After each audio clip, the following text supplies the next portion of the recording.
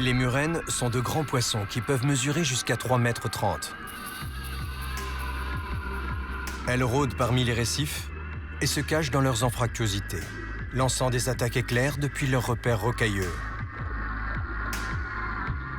Leur morsure est surpuissante et tout ou presque peut faire office de nourriture.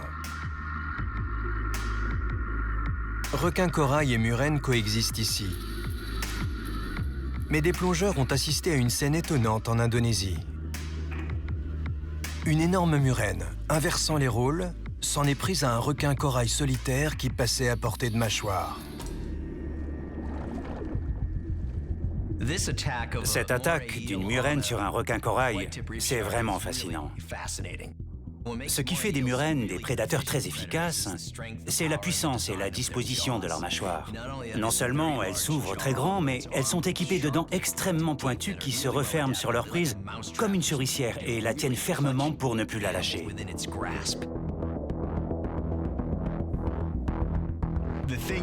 Sur ces images, on voit bien à quel point les murènes sont des prédateurs surpuissants. On voit qu'elle quitte son repère pour pouvoir modifier sa prise sur le requin parce qu'elle doit l'attraper, tête la première.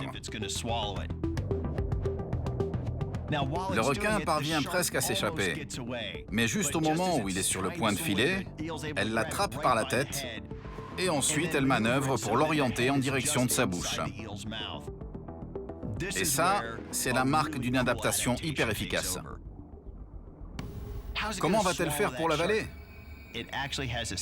Elle possède une seconde paire de mâchoires, appelées mâchoires pharyngiennes, qui peuvent s'avancer dans la gueule, comme l'alien dans la série de films du même nom, saisir le requin et le tirer vers la gorge pour l'ingurgiter. Malgré sa taille et ses deux paires de mâchoires, elle a eu les yeux plus gros que le ventre.